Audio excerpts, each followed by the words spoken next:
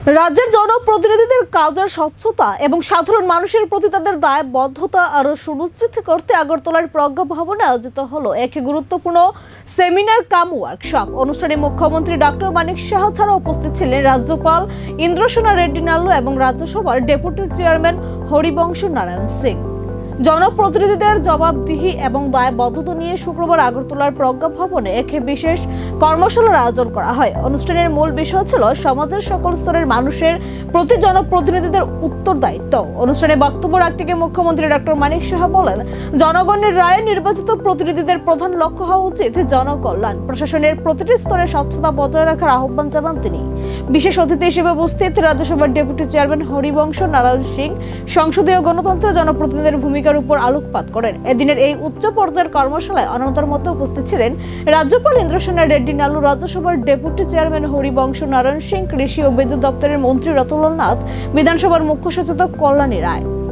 রাজ্য বিধানসভার সদস্য থেকে শুরু করে পঞ্চায়েত স্তরের প্রতিনিধিদের দায়িত্ব সম্পর্কে সচেতন করতে এই উদ্যোগ। বক্তারা প্রত্যেকেই এক বাক্যে স্বীকার করেন যে উন্নয়নের সুফল প্রান্তিক মানুষের কাছে পৌঁছে দেওয়াই একজন প্রকৃত জনপ্রতিনিধির আসল সাফল্য।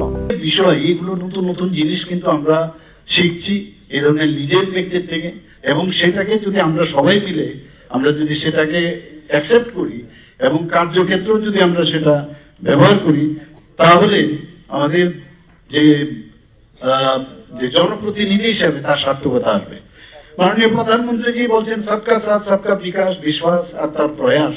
এই যে মূল, এটা অ্যাকচুয়ালি আমাদের একটা মূল মন্ত্র হওয়া উচিত। আমরা জানি না এরপর একটু next generation to next generation to next generation, এ তো আসবেই, কিন্তু এই যে স্লোগান আমার মনে হয় সেটা সবসময় থাকবে, এটা সবসময় থাকবে এবং এর স্থায়িত্ব থাকবে, এবং আমাদের এর উপর ভিত্তি করে আমাদের কর্মপন্থা আমরা আগামী দিন কিভাবে রোডম্যাপ সেগুলো আমাদের করতে হবে।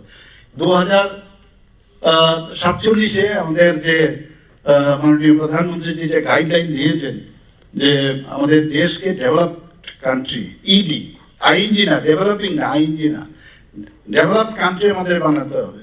যে বিকশিত ত্রিপুরা, বিকশিত ভারত, তো বিকশিত ভারত বানাতে গেলে বিকশিত ত্রিপুরা স্টেটগুলো বানাতে হবে। আমরাও কিন্তু সেইভাবে আমরা চেষ্টা করছি। আর এগুলো কিন্তু শুধু নারী বা আমাদের খালি ডায়লগ না, এগুলো কিন্তু আসলে আমাদের করা উচিত। এবং আজকে আমাদের যে সমাজের যে দরিদ্র, মাননীয় প্রধানমন্ত্রীজি বলছেন আমাদের চারটে জাত, যে গরিব পুরুষ, আমাদের গরিব যুবক।